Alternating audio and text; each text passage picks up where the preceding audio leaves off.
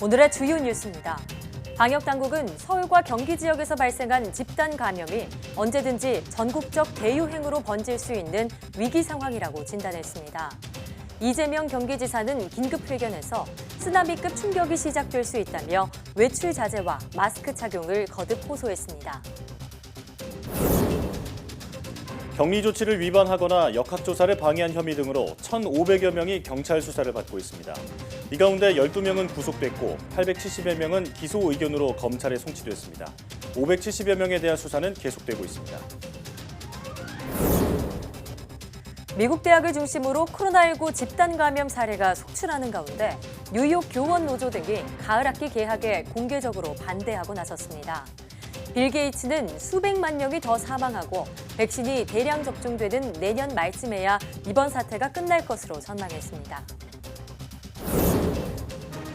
정부가 포화 상태에 이른 월성 원전의 사용 후 핵연료 임시 저장 시설 맥스터 추가 건설을 확정했습니다.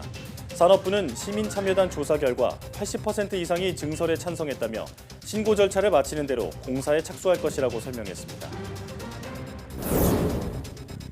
국민 건강을 위협하는 대표적인 환경 재앙 가운데 하나가 미세먼지입니다. 미세먼지 해결을 위해 차량에서 발생하는 미세먼지를 획기적으로 줄일 플라즈마 버너 기술이 주목받고 있는데요. 오늘 과학의 달인에서는 한국기계연구원 플라즈마 연구실 송영훈 책임연구원을 초대했습니다.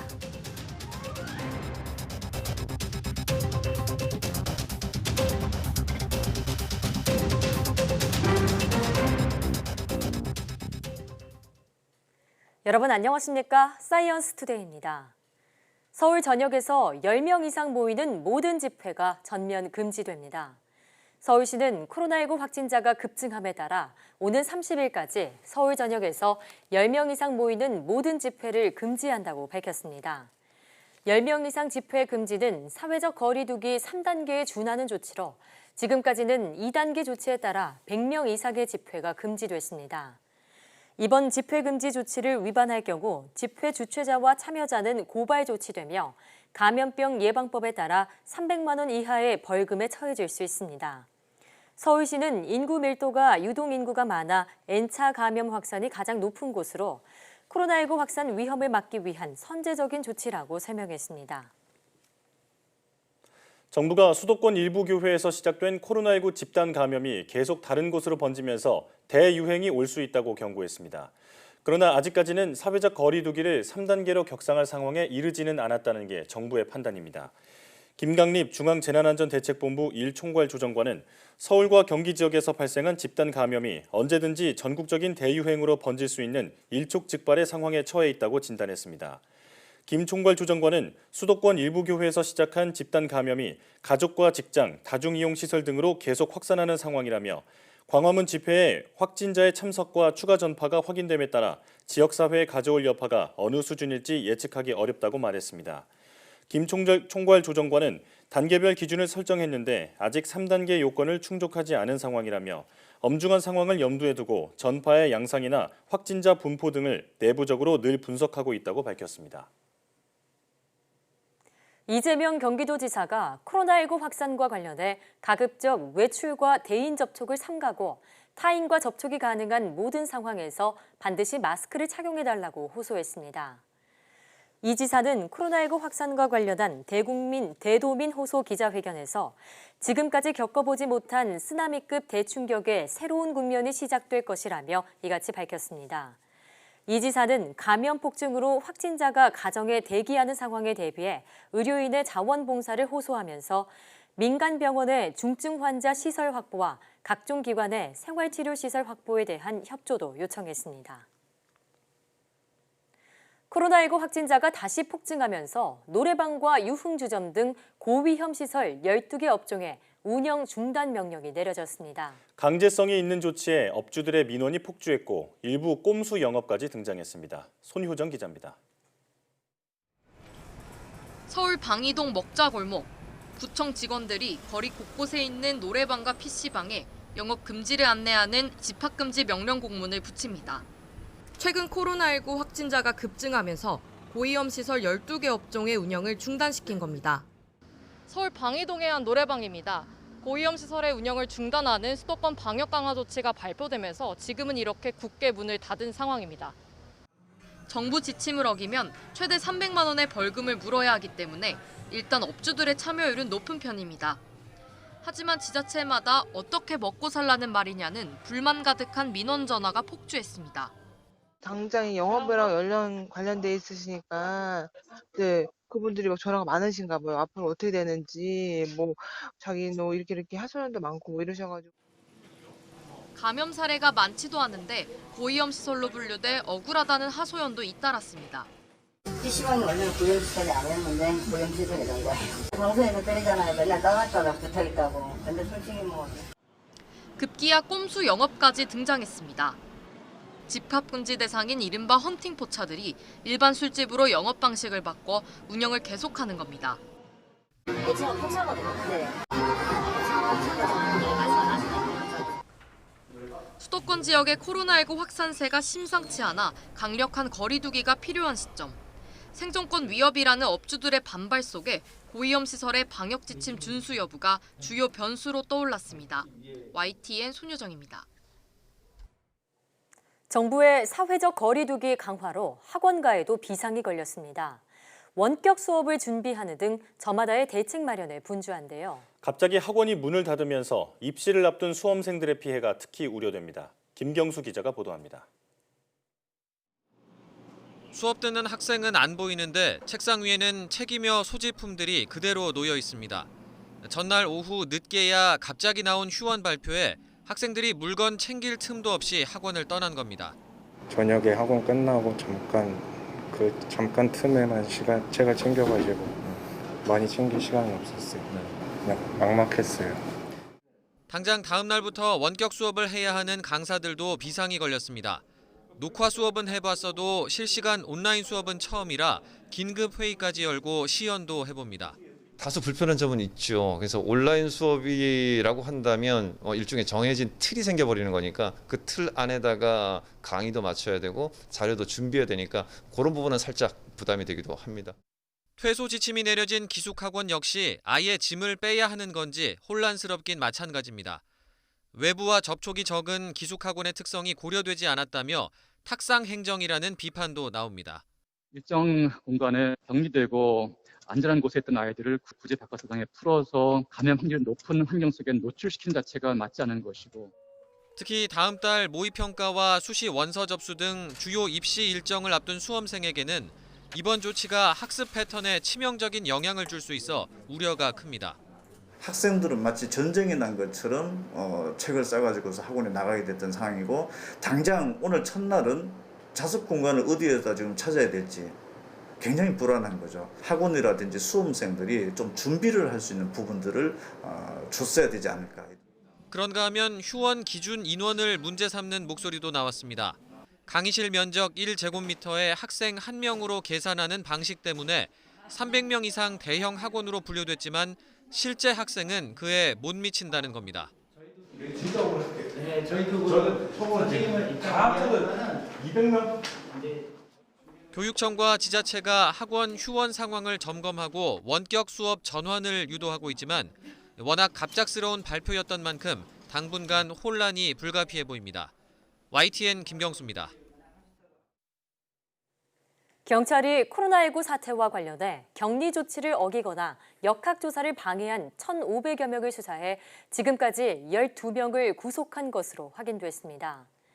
경찰청은 감염병 예방법을 위반한 1,500여 명을 수사해 870여 명을 기소 의견으로 검찰에 송치했고 현재 570명을 수사하고 있다고 밝혔습니다. 구속된 사례별로는 격리 조치를 위반한 외국인 등 7명을 구속했고 누락된 명단을 제출한 신천지 대구교회 간부 등 역학조사를 방해한 사람이 4명, 입원을 거부하고 도주한 사람 1명입니다. 경찰청은 특히 최근 파주병원에서 도주했다가 붙잡힌 확진자와 같이 확진 뒤 격리 조치를 위반했을 경우 국민 건강을 위협한 중대 불법 행위로 보고 무관용 원칙을 적용해 치료가 끝난 뒤 구속영장을 신청할 방침입니다. 지난 광복절 광화문 집회 참가자들에 대한 코로나19 검사 결과가 조작됐다는 주장이 온라인상에서 퍼지고 있습니다. 방역당국은 검사 결과를 조작하는 건 불가능하다며 역학조사와 격리조처 등에 적극적으로 협조해달라고 당부했습니다. 김다연 기자가 보도합니다. 보건소의 코로나19 검사 결과가 엉터리라며 인터넷에 올라온 글입니다. 보건소에서는 양성 판정을 받았지만 일반 병원에서는 음성이 나왔다는 겁니다. 검사 결과가 잘못됐단 보건소 직원과의 통화 내용 파일도 돌아다닙니다. 병원 가서 다시 받았더니 거의 다 음성이 나왔다는 사람들이 지금 문자가 양성 판정 받고 움직였다는 건가요? 양성인데 가짜야 이래라! 민원인은 코로나19 치료제로 신경 안정제를 처방받았다고 주장합니다. 코로나 약이라고 주는 걸 봤더니 신경 안정제를 줘가지고 지금 법적으로 걸어놨어요. 이 음성 파일의 진위는 확인되지 않았고 누가 어떤 의도로 퍼뜨리고 있는지도 불명확합니다. 확실한 건 광복절 집회 참가자를 중심으로 공유되면서 차라리 검사를 받지 않겠다는 분위기에 악용됐다는 점입니다. 방역당국은 보건소가 진단 결과를 조작한다는 건 유언비어라며 추가 감염을 막기 위해 검사에 나서달라고 촉구했습니다. 최근 사랑제일교회 교인에 대해서는 무조건 양성 확진을 한다는 유언비어가 돌고 있습니다. 저희 방역 당국의 검사 결과는 조작이 불가능하고 누군가를 차별할 수 없다는 점을 다시 한번 분명히 말씀드립니다.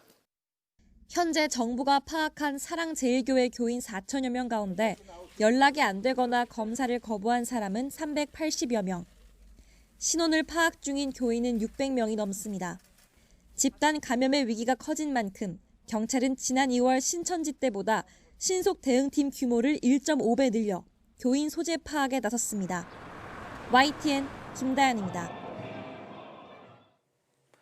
코로나19 영향으로 2분기 근로소득과 사업소득은 감소한 반면 정부의 긴급재난지원금 등 정책 지원으로 이전 소득은 크게 증가한 것으로 나타났습니다. 통계청이 발표한 2분기 가계동향조사 결과에 따르면 근로소득은 1년 전보다 5.3%, 사업소득은 4.6%가 줄어든 반면 이전 소득은 80.8%가 늘었습니다. 이에 따라 2분기 가구당 월 평균 소득은 527만 2천 원으로 4.8% 증가했습니다. 코로나19에 따른 고용과 실물경제 충격으로 시장소득인 근로소득과 사업소득, 재산소득 등이 관련 통계를 작성한 2003년 이후 2분기 기준 처음으로 한꺼번에 감소했습니다. 정부가 포화 상태에 이른 월성원전의 사용 후 핵연료 임시저장시설 맥스터 추가 건설을 확정했습니다. 산업통상자원부는 국무총리 주재로 열린 국정현안점검 조정회의에서 이러한 내용의 추진 계획을 보고했다고 밝혔습니다. 산업부는 앞서 진행된 시민참여단 조사 결과 81.4%가 증설에 찬성했고 수기 과정에서 찬성 비율이 높아진 점을 고려해 맥스터 증설을 추진하기로 했다고 설명했습니다. 이에 따라 한수원과 경주시 양남면에서 신고 절차를 마치면 곧바로 증설이 시작될 전망입니다.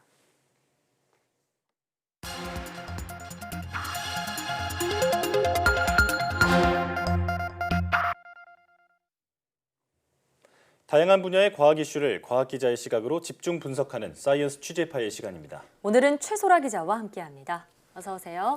안녕하세요. 네, 오늘은 어떤 소식 준비하셨나요? 네, 코로나19 2차 대유행 위기라고 할 만큼 엄중한 상황이 계속되고 있습니다. 일일 신규 확진자 수가 일주일 전에 이제 100명을 넘어섰는데 이제 그 이후로 계속 세 자릿수로 유지가 되고 있습니다.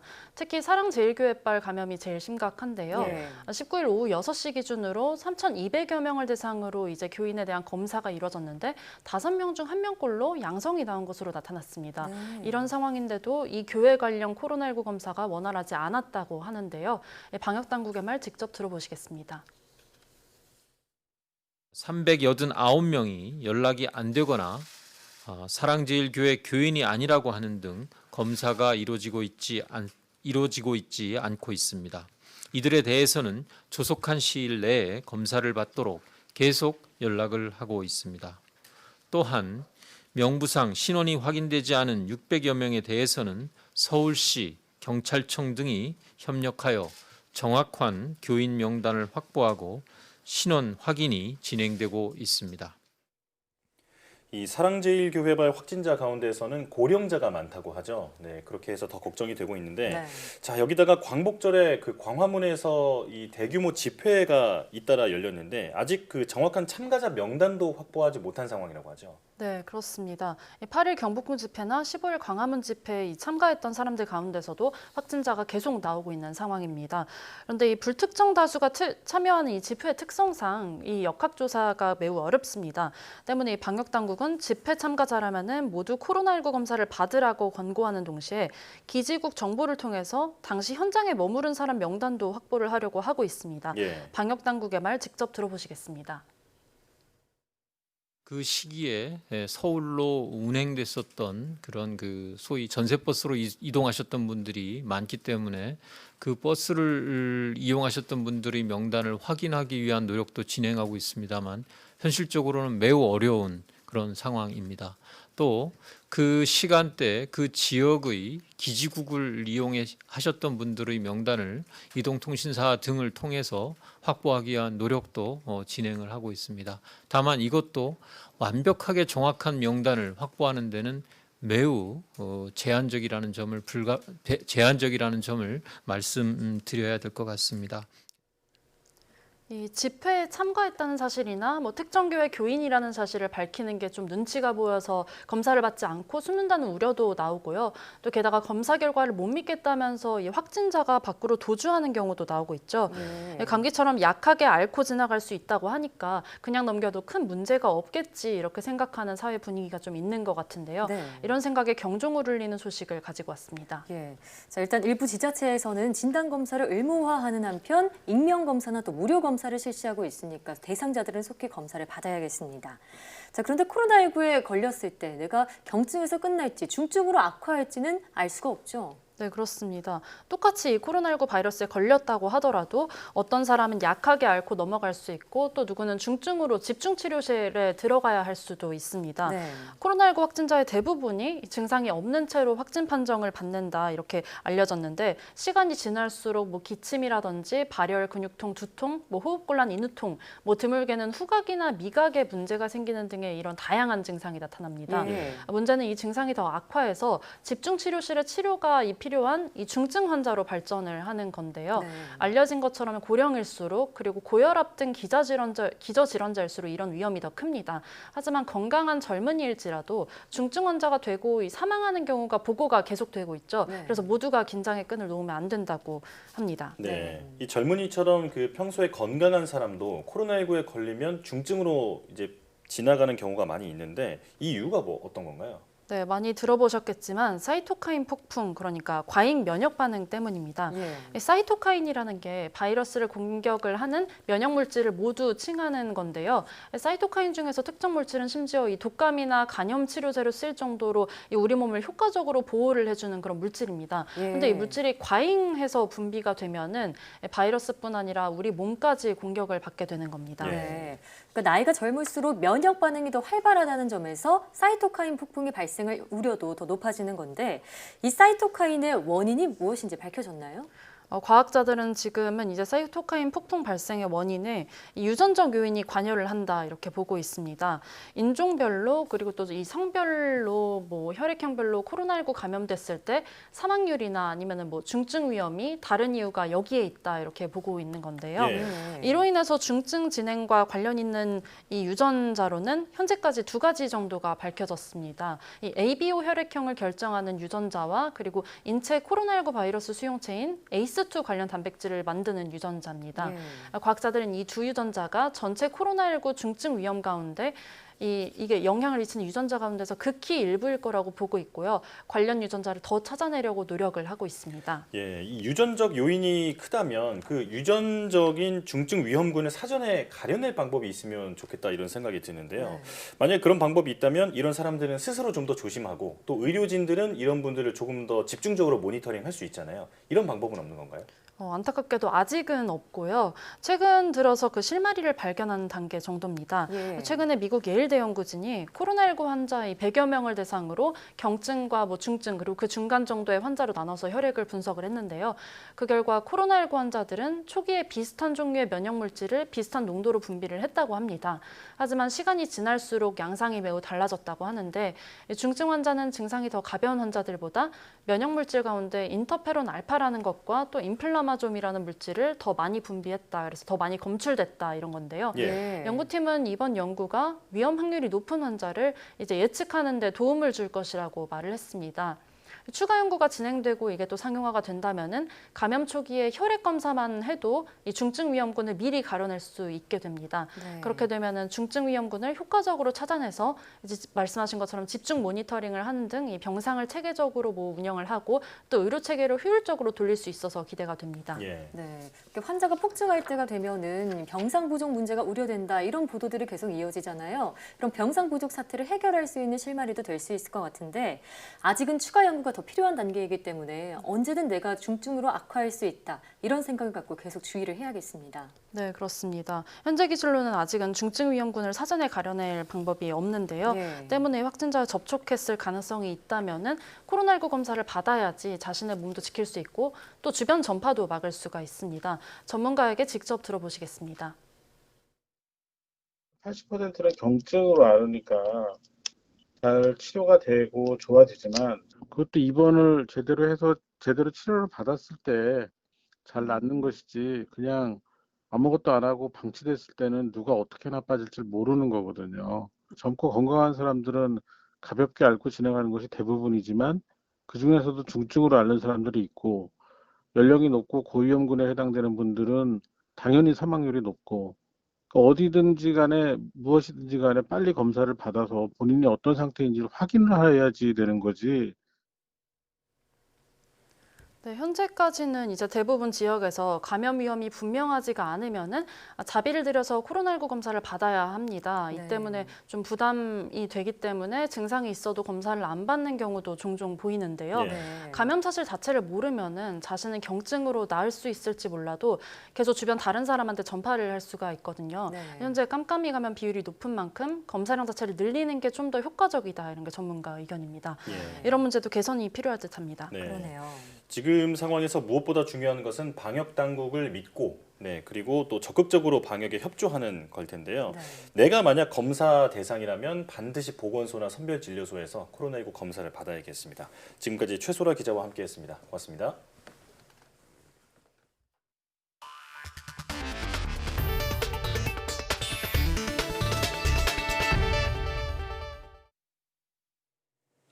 미국에서 대학들이 개강했다가 대거 코로나19에 감염되면서 비상이 걸린 가운데 뉴욕시 교원 노조가 준비 없이 가을 학기 개학을 해서는 안 된다고 목소리를 높였습니다. 마이크로소프트 창업자인 빌 게이츠는 수백만 명이 더 사망하고 백신이 대량 접종되는 내년 말에야 비로소 코로나19가 끝날 것으로 전망했습니다.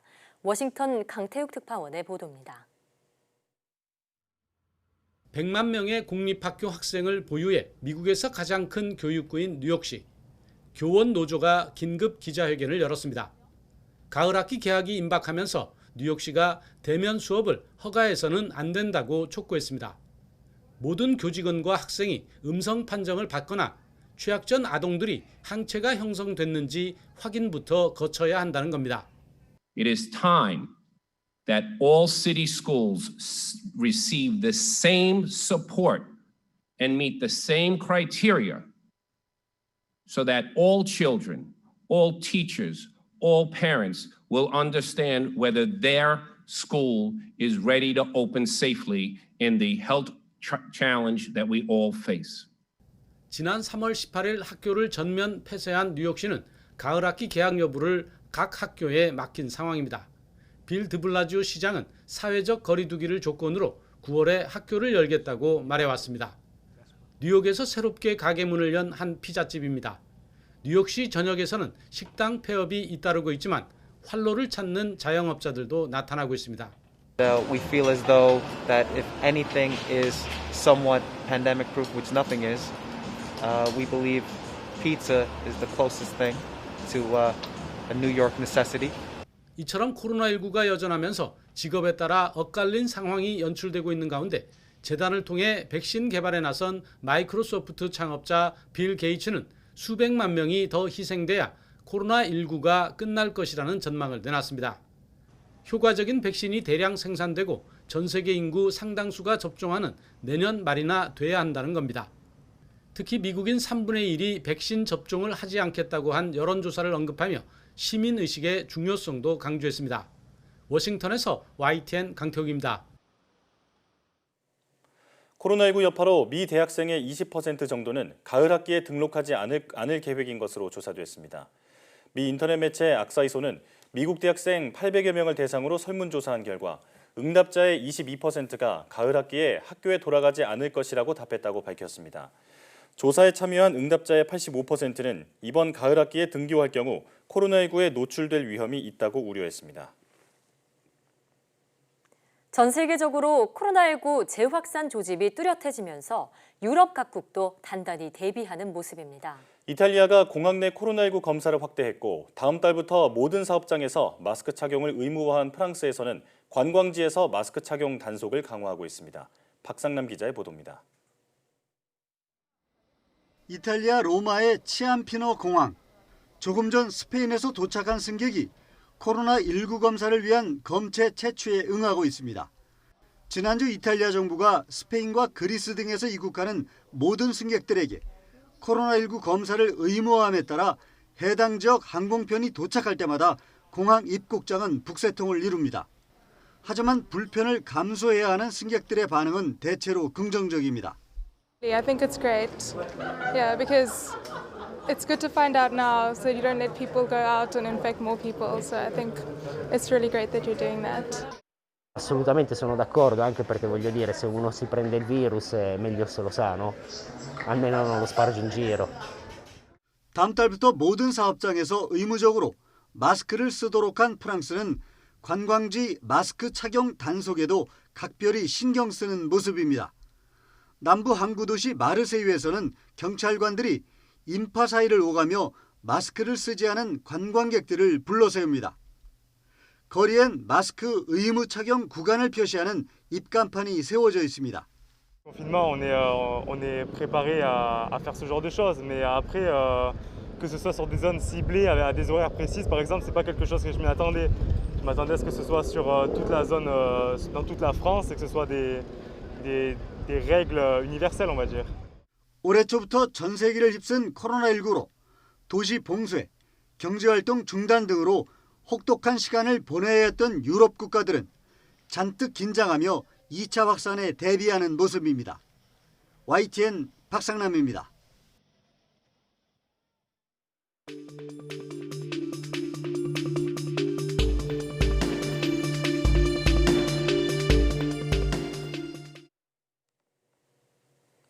코로나19 일일 신규 확진자가 엿새째 세 자릿수를 기록하고 있습니다.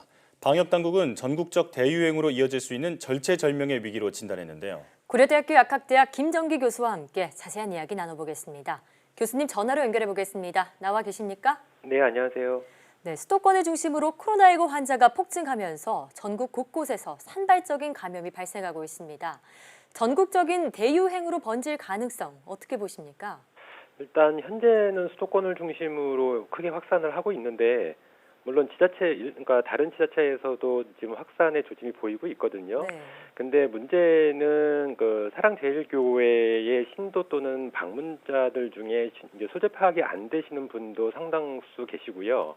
그리고 이어서 있었던 그 광화문 집회가 어떤 도화선이 돼서 전국적인 대확산으로의 가능성도 상당히 높다 이렇게는 보고 있습니다. 예. 자, 방역당국은 이번 주말을 사랑제일교회발 집단 감염 방역의 1차 기로로 보고 있습니다. 이번 주말이 중대 고비라는 얘기인데요. 추가 확산을 막으려면 어떤 노력이 필요할까요? 기본적으로 앞서 말씀드린 것처럼 사랑제일교회 관련되신 분들 중에 현재 진단검사가 안 된 분들, 그러니까 상당수 되는데요. 이분들에 대한 파악을 하고 진단검사를 진행을 해야 되고요.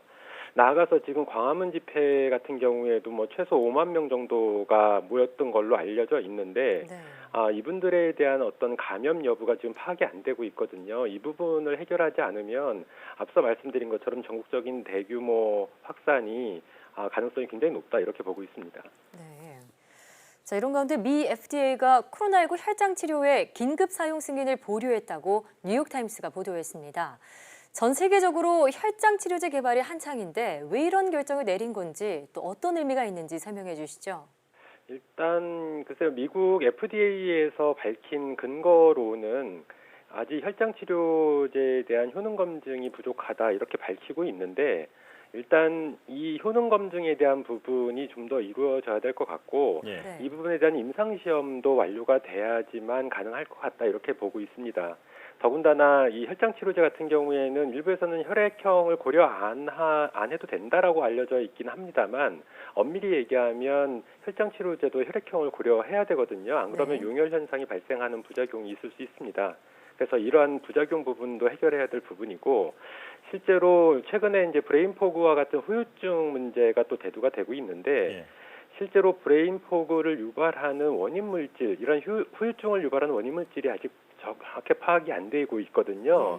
혹시나 이런 혈장 치료제를 통해서 아직 미지긴 합니다만 이런 원인 물질이 전달될 가능성도 있지 않나. 그러니까 이런 부분 안전성과 효능 검증을 보다 면밀하게 해야지만 미국 FDA에서는 승인을 할 걸로 보고는 있습니다. 예. 아직 효능이나 부작용에 대한 그 규명이 아직 명확하게 되지 않았다 이렇게 보면 되겠습니다. 자, 마이크로소프트의 창업자 빌 게이츠가 코로나19로 수백만 명이 더 사망할 것이고 내년 말에야 코로나19가 끝날 거라고 전망을 했습니다. 어떤 의미로 해석해야 할까요? 그러니까 빌 게이츠 재단 같은 경우에는 현재 막대한 연구비를 투자를 해서 코로나19에 대한 백신과 치료제 개발 연구를 하고 있거든요. 그렇다 보니까 관련 연구자들로부터 빌 게이츠가 많은 정보를 얻었을 걸로 보고 있습니다. 그래서 지금 앵커께서 말씀하신 것처럼 또는 이제 빌 게이츠가 얘기한 것처럼 수백만 명이 더 사망하고 내년 말쯤에나 종식이 될 걸로 보는 이런 견해는 일정 부분 타당성이 있다라고 봅니다. 그러니까 백신만 고려를 해봤을 때 빠르면 올 연말쯤에 한두 개 정도는 승인이 될 수도 있다라고는 보고 있고요. 그 이후에 추가적인 백신들이 승인이 될 걸로 보고 있는데 일단 먼저 승인을 받는 그런 백신들이 해당 국가나 전 세계인을 대상으로 공급이 되기 위해서는 상당한 시간이 걸립니다. 그렇다 보니까 부유국을 중심으로 우선 공급 계약을 하고 있는 상황인 거고요.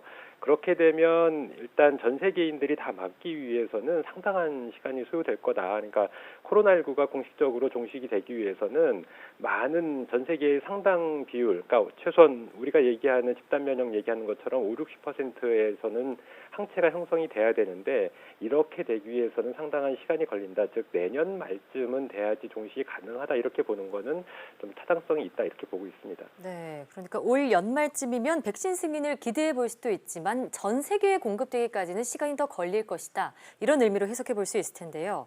자, 그런데 몇몇 국가가 백신 물량을 독점하고 있는 상황입니다. 이런 상황에서 우리 정부의 대응은 어떻게 평가하십니까?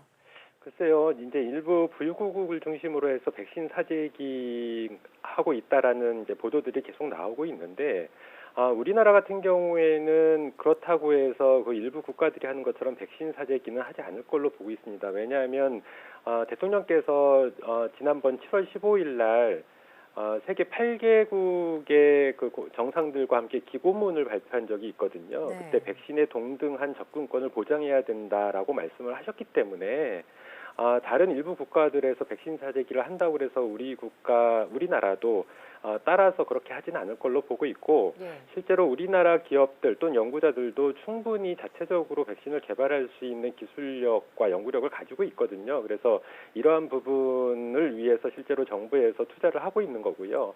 그래서 아마 우리나라에서도 자체적인 백신이 개발될 거라고 보고 있고 정부도 이러한 방향으로 추진을 하고 있지 않을까 생각을 하고 있습니다.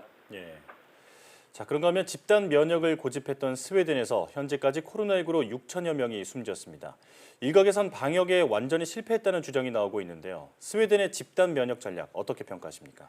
일단 스웨덴의 집단 면역 전략, 스웨덴 자체에서는 한때 스웨덴의 에서 집단 면역을 추진한 적이 없다라고 발뺌을 하기도 했는데 어찌됐든 현재 꽤 많은 사람들이 사망을 했고 이렇게 자연 감염에 의한 집단 면역은 실효성이 없습니다. 왜냐하면 저병원성 병원체일 경우에는 가능성이 있지만 코로나19 같은 경우에는 병원성이 상당히 높거든요.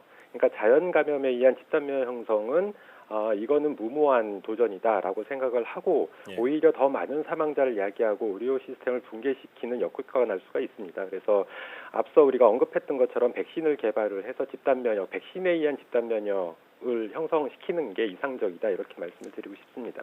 네, 지금 현재로서 가장 확실한 예방책, 방역 대책은 마스크 착용과 거리 두기라는 점을 명심해야겠습니다. 고려대학교 약학대학 김정기 교수와 함께했습니다. 오늘 말씀 고맙습니다. 감사합니다.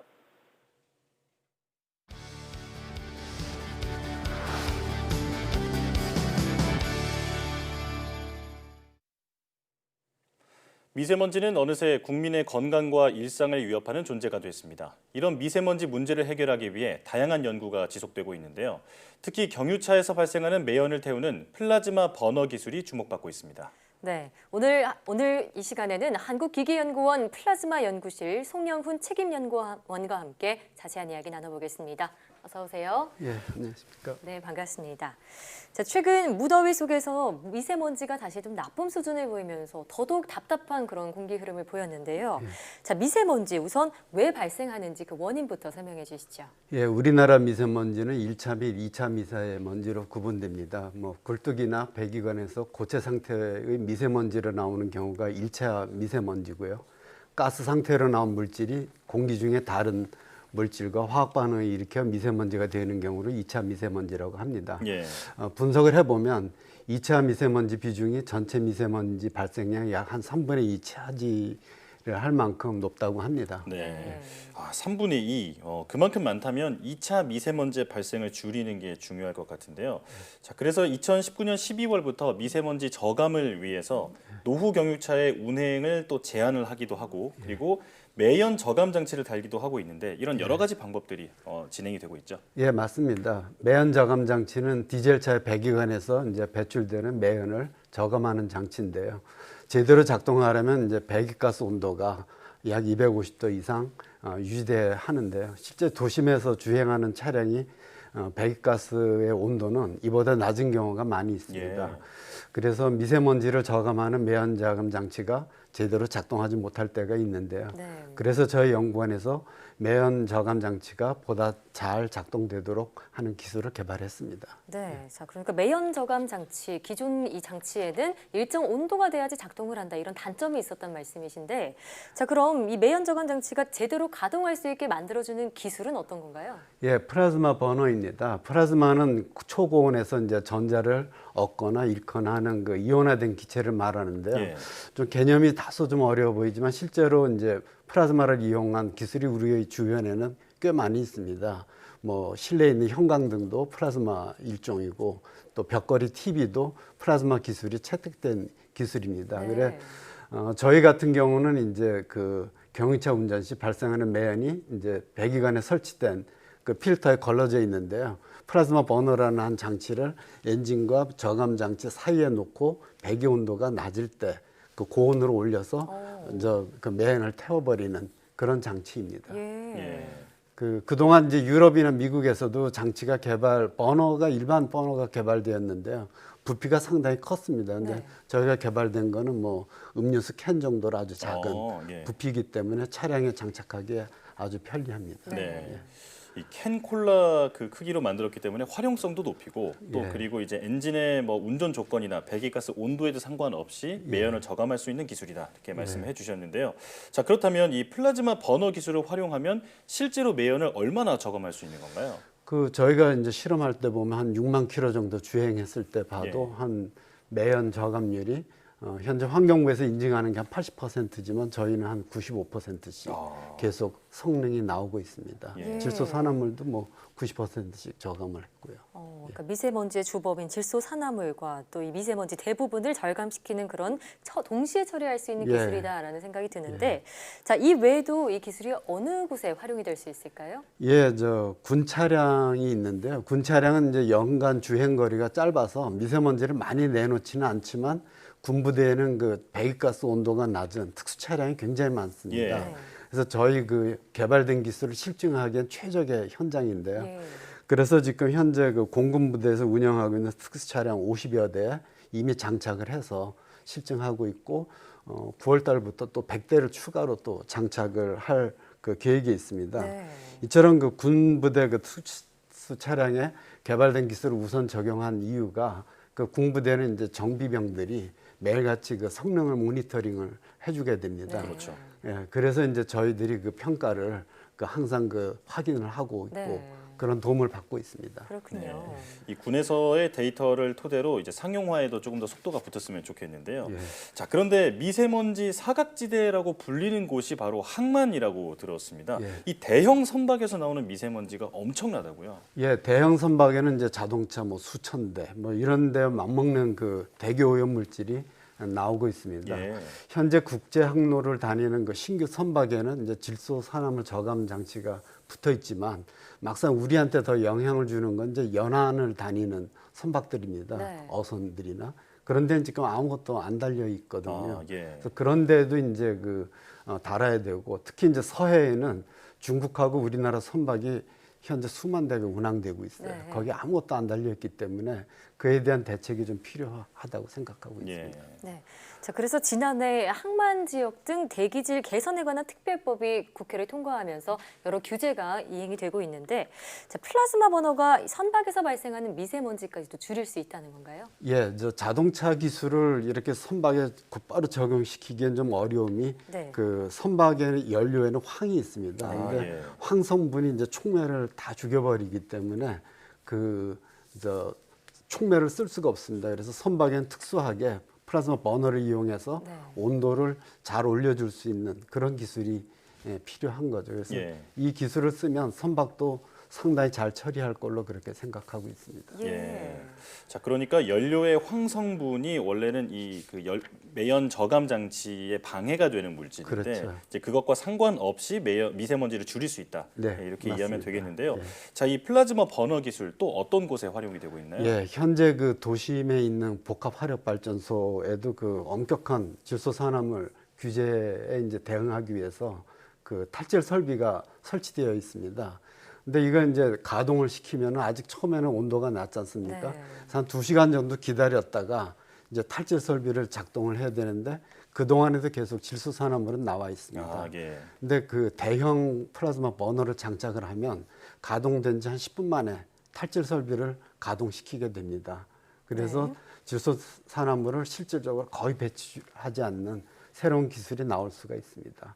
현재 인천에 있는 그 복합 화력 발전소에서 올 9월부터 그 실증 실험에 이제 들어가게 됩니다. 예. 네.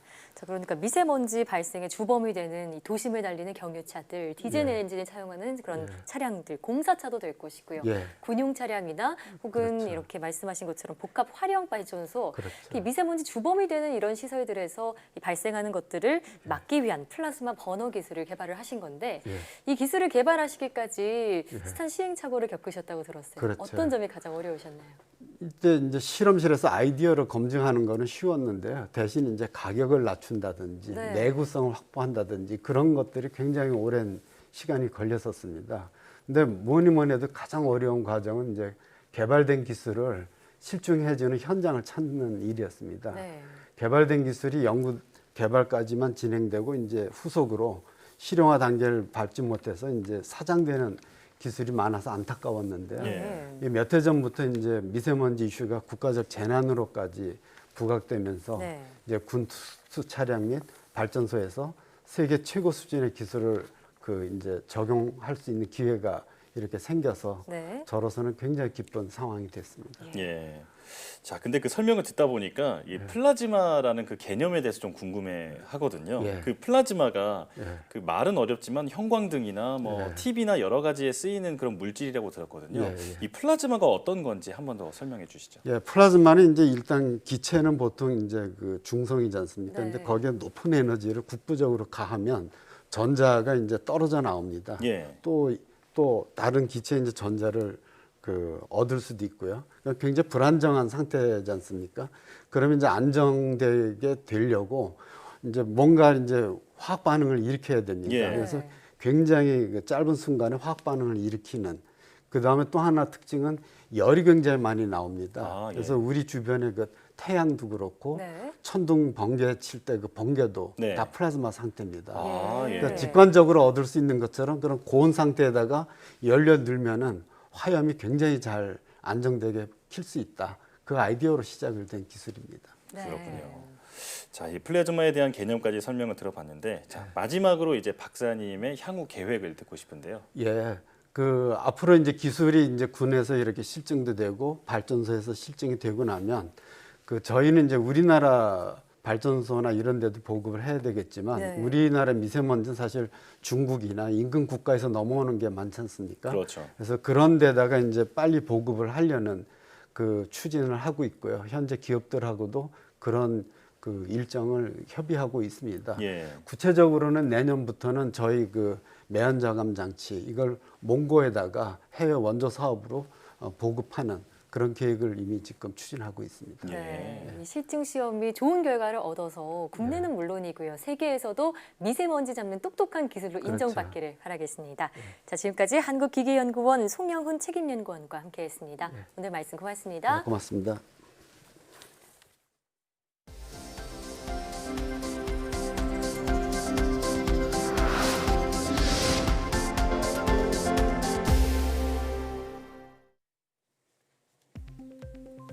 정부 출연 연구기관 등이 몰려있는 대전 대덕연구개발특구에서 처음으로 코로나19 확진자가 발생했습니다. 이 확진자는 에티오피아 국적의 과학기술연합대학원 대학교 유학생으로 지난 16일 입국해 기숙사 격리시설에서 생활해 오다 코로나19 양성 판정을 받았습니다. 과기연합대학원 대학교는 정부 출연 연구기관을 캠퍼스로 이용해 과학기술 인력을 양성하는 국가연구소입니다. 포스텍 생명과학과 성영철 교수와 부인이 우수인재 양성을 위해 대학에 100억 원을 기부했습니다. 포스텍은 성 교수 부부의 기부금을 포스텍 생명과학과 헬스케어 분야 발전과 우수인재 유치, 바이오 벤처기업 육성 등에 활용할 예정입니다. 성 교수는 코로나19와 같은 바이러스는 가까운 미래에 얼마든지 나타날 수 있다며 포스텍과 같은 연구 중심 대학들이 인재 양성을 위해 적극적으로 나서줘야 한다며 기부 의의를 밝혔습니다. 국내 연구진이 5G 통신의 보안을 높일 수 있는 기술을 개발합니다. 한국전자통신연구원 에트리는 5G망에서 단말과 가까운 기지국부터 지역까지의 초기 접속 구간에서 발생하는 위협을 탐지하는 기술을 개발한다고 밝혔습니다. 연구팀은 5G 기술의 경우 다양한 단말이 대규모로 연결돼 외부 공격을 받을 수 있는 접점이 많다며 보안 위협을 미리 탐지해 대응할 것이라고 말했습니다. 과학문화 웹드라마 뉴런이 네이버 TV와 유튜브를 통해 공개됩니다. 한국과학창의재단은 과학 지식을 이공계 배경과 대사를 통해 풀어낸 웹드라마 뉴런을 21일부터 매주 한 편씩 네이버 TV와 유튜브를 통해 공개한다고 밝혔습니다. 웹드라마 뉴런은 총 8부작으로 매주 금요일 18시 네이버 TV와 매주 토요일 18시 유튜브 업로드를 통해 만나볼 수 있습니다.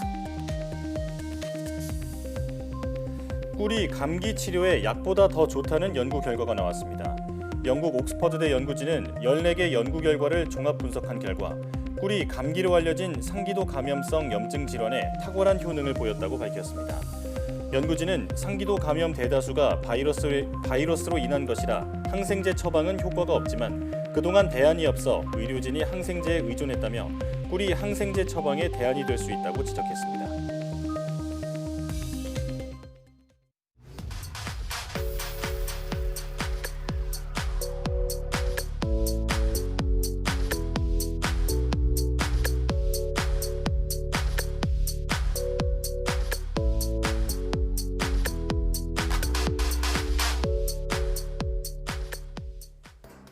코로나19가 전국으로 확산할 조짐을 보이자 각 지자체가 방역에 비상입니다. 일부 시도는 사랑제일교회 방문자와 집회 참가자에게 코로나19 진단검사를 의무화하는 행정명령을 발동했는데요. 기간 내에 검사를 받지 않으면 처벌 대상이 됩니다. 대상자들은 한시라도 빨리 조치에 따라주시기 바랍니다. 사이언스 투데이 오늘 저희가 준비한 소식은 여기까지입니다. 함께해 주신 여러분 고맙습니다.